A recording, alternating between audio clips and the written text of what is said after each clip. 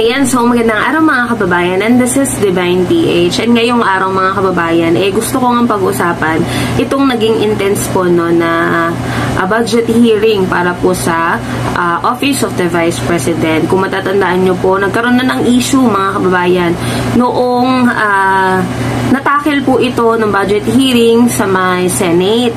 Kasi nga po, napakasimpleng tanong, no?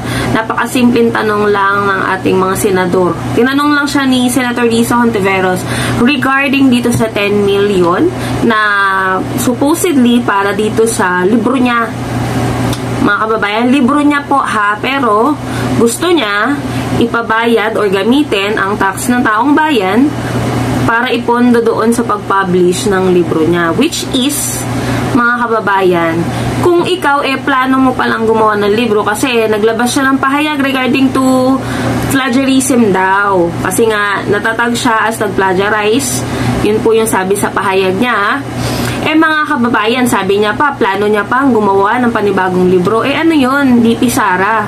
Plano mo rin bang kunin yun sa budget or sa taxes ng ating mga kababayan Pilipino?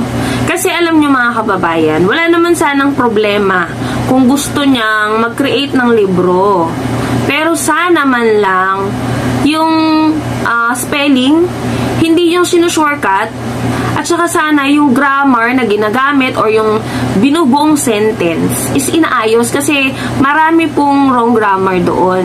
Mga ilang wrong spelling din na hindi ko alam, bakit pag kasi may mga nagko-comment pag sinabi mong wrong spelling, wrong grammar, ang sasabihin lang sa'yo, talaga, alam mo yung hindi pa naman nila nababasa, pero pinaggrabe yung pagtatanggol nila, no? Pinagtatanggol nila yung libro. Sabi nila, hindi daw si Vice President Sara Duterte yung nag-type nun or nag-print nun, whatsoever. Mga kababayan, di ba sabi, December 2023, yung libro na yon na plano talaga nila, no? Siyempre, hindi naman ina-expect ni VP Sara na mawawala siya dyan sa DepEd. So, kaya siguro na-postpone. Pero since December 2023 pa yan, mga kababayan, anong buwan na ngayon? Anong taon na ngayon? Diba, August na 2024. So, maraming pagkakataon ang haba ng buwan na dapat sana, tinitignan mo naman, diba, yung libro na ginawa, kung tama ba yung spelling, tama ba yung mga words na ginagamit mo, yung sentence mo, tama ba? Mga kababayan, hindi lang ako yung nakapansin. Mas napansin syempre ito nung mga professional natin na mga kababayang Pilipino na gumagawa talaga ng libro, yung mga storybook. Diba? So, ako nga, normal na Pilipino lang wala akong knowledge sa pag-create ng proper, ng tamang ways, or yung proper procedure or step by step ng paggawa ng libro. Pero ako mismo, hindi rin ako abogado, nakita ko yung mga mali po dito sa libro na to. O, diba? Napakasimple. Yun lang. About lang doon yung tinanong ni Senator Risa Hontiveros. Pero naghurumentado itong ating bratinelang Vice President. Same as nung nangyaring hearing nito nga pong kahapon, no? Budget hearing po dito sa may House of Representatives, kung saan mga kababayan, sinimulan niya po ito sa pag-present ng fiscal year or yung proposed budget niya for 2025. So mga kababayan, kung napanood nyo po, banggitin ko na lang kasi medyo mahaba After po ng presentation, no, regarding dun sa budget po na hinihingi nga ng Office of the Vice President, may mga ilang bagay na binanggit si Vice President Sara Duterte na ang sabi nga po ng ating mga kongresista na sana nililimitahan yung mga binabanggit. Kung budget hearing, since yun yung dahilan kung bakit siya nandun, budget hearing lang ang sasabihin mo. Pero alam nyo naman, matigas ang ulo ng ating Vice President. Gusto niya siya kasi ang nasusunod, no? So, pakinggan nyo to. And alam ko naman, karamihan sa inyo ay napanood na, no? May mga sinabi kasi siya dito or in-include siya dito na hindi naman po kasama para dito sa 2025 budget hearing. So, yan, pakinggan natin mga kababayan. With faithful public service. Corollary to this is the issue of politics being involved in relation to the national budget and release of financial assistance. We need not go further than the statement of Senator Amy Marcos during the Senate budget hearing wherein she corroborated our claim and said, sasabihin ko lang, hindi naman sa barangay lamang na pupolitika ang ayuda, pati dito sa mga senador, pati sa ating pangalawang Pangulo. Yun nga mga kababayan, teka lang. Diba, yung usapang ayuda to kasi nga parang sabi nga, napupolitika. Diba ganyan din naman ginagawa ng mga detractors ni PBBM? Pinupolitika nila si PBBM. Yung tipong namahagi si PBBM ng land titles, ng farm machineries. Tapos, sinabayan nila ng ayuda. Pero ang main agenda talaga doon, mga kababayan, is yung pagdidistribute ng mga land titles, ng mga farm machineries, ng mga, para po sa ating mga farmers, fisher folks, yung mga tulong na ibinibigay sa kanila. Tapos, sinabayan po ng ayuda. Pandagdag, tulong po yung most affected nung panahon na sobrang init. Though, syempre, tayo rin kasali. Pero sila kasi na may mga patanim, may mga sila po yung most affected.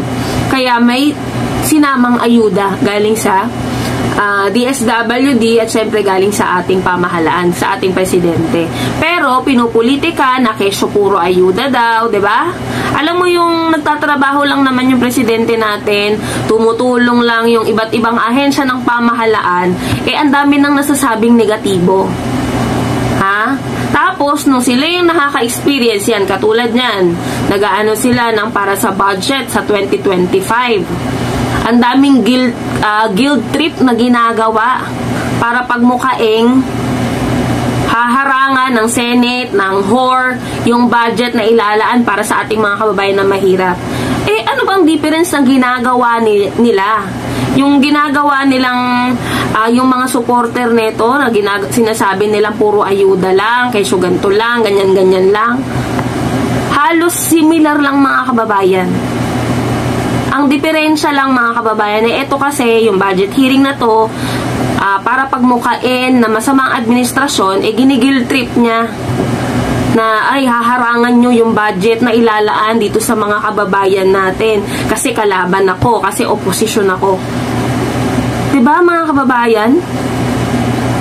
Pero pag yung pamahalaan, si PBBM na mahagi ng ayuda, ng kanto ganyan, ang daming negatibong sinasabi. Biruin mo, nagtrabaho na, ayan na nasa kamay na napamahagi na pero ang dami pang nasasabing negatibo. Ito, hindi pa nga tayo sigurado kung dun pa talaga mapupunta yun Katulad na lamang nung naging issue sa confidential funds na hanggang ngayon, hindi pa rin may masagot-sagot. So, ituloy natin mga kababayan. As the issues that are germane to the use of public funds, it is I believe that it will be a stretch, if not absurd, to compare the budget of my immediate predecessor to the present budget proposal. We do not have personal knowledge as to why she did not request for a fair budget for her projects. Ito. On the issue, sinasabi niya, parang wala naman siyang ideya, kumbaga, bakit hindi nag-request ng fair budget ang dating Vice President na si Leni Robredo. Mga kababayan, huwag naman tayo magpakasyungahan dahil obvious naman, 'di ba, na ginigipit talaga siya ni Duterte noon pa. No? Tapos ayan, nagmamalinis na naman kung ano na naman sinasabi. 'Di ba?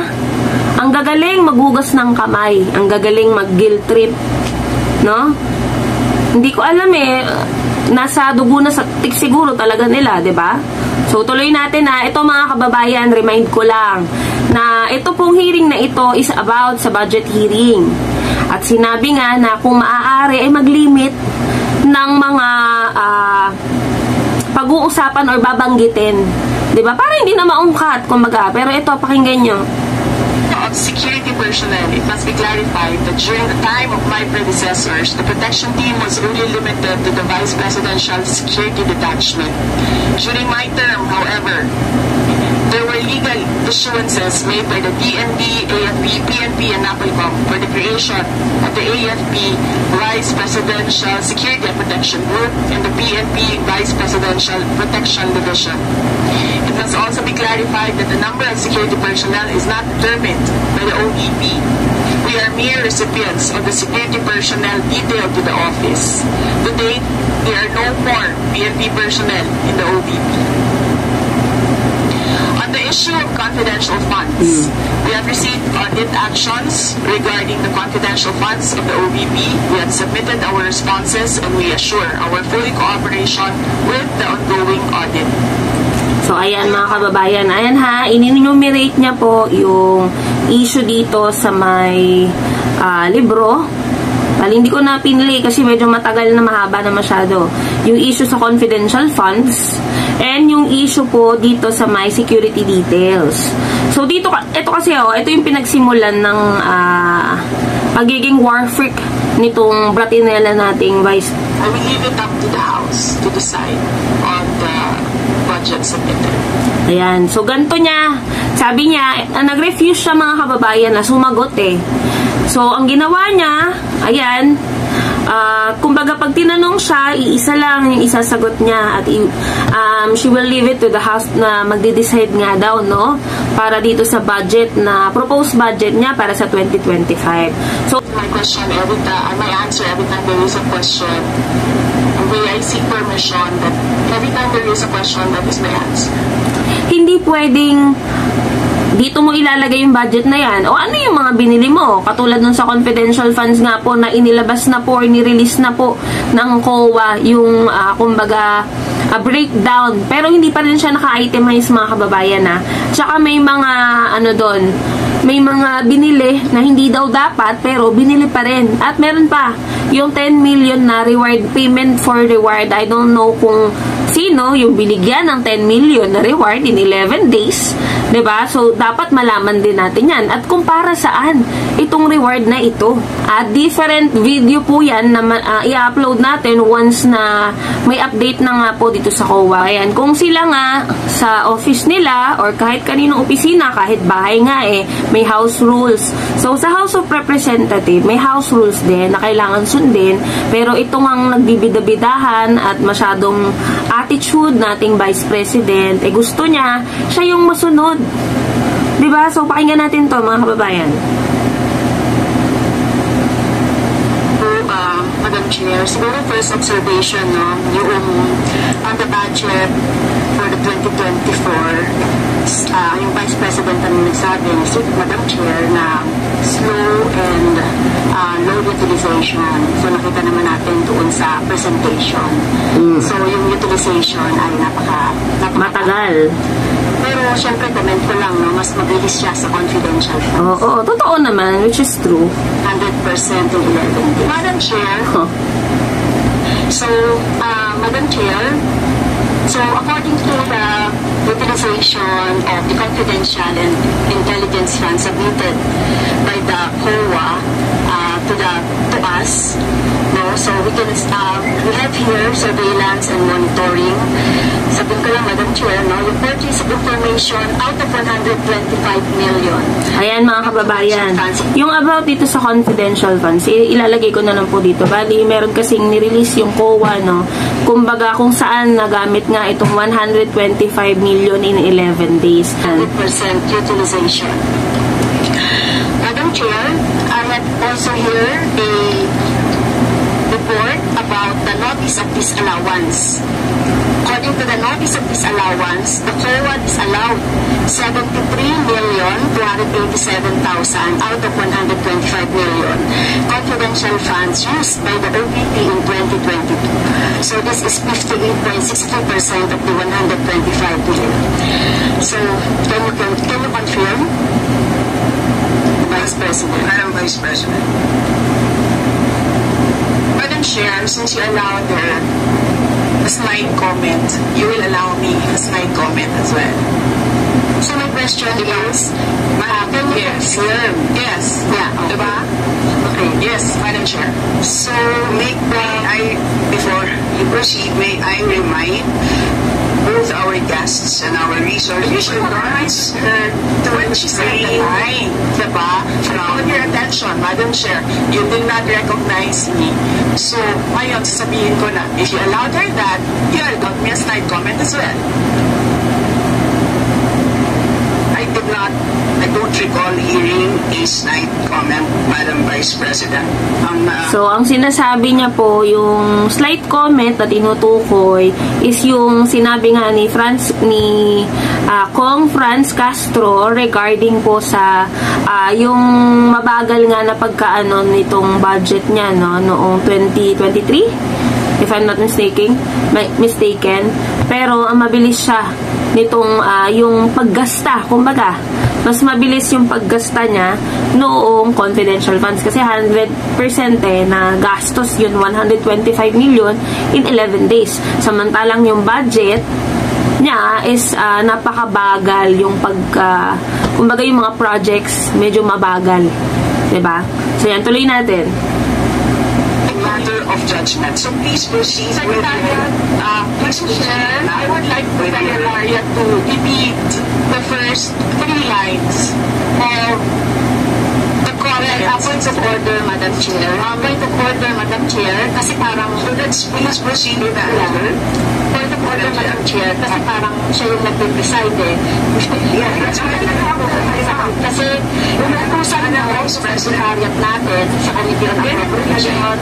Yes, so ayan mga kababayan, cut ko na muna So grabe, naging intense nga itong sagutan nila at nabanggit pa na bakit nakaupo daw si Franz Castro dyan sa Congress, kumbaga may kaso. Ito yung hilig na gawin ng ating VP na pag hindi niya kayang sagutin, mamimersonal siya, uungkatin niya, titirahin niya. Ganun siya. Kasi nga, mapapahiya siya kasi hindi niya kayang sagutin. Parang halos lahat ng tanong doon, hindi niya masagot. Biruin mo, ikaw yung nagre-request ng budget. Ikaw, syempre makikita mo yan bilang ikaw yung Vice President. Yung breakdown ng budget, liquidation, and so on and so forth. Malalaman mo yan kung saan ginagastos, paano ginastos, paano naubos in 11 days, saan mapupunta. So, dapat ikaw mismo, masasagot mo. Diba? Pwera na lang kung may mga hindi, ayaw mong malaman ng taong bayan. Kaya nag-feeling safe ka. So, yun mga kababayan, marami pa akong gustong banggitin, pero siguro sa isasabay ko dito regarding sa may confidential funds mga kababayan. So, yun lamang po, and maraming salamat po sa inyong lahat.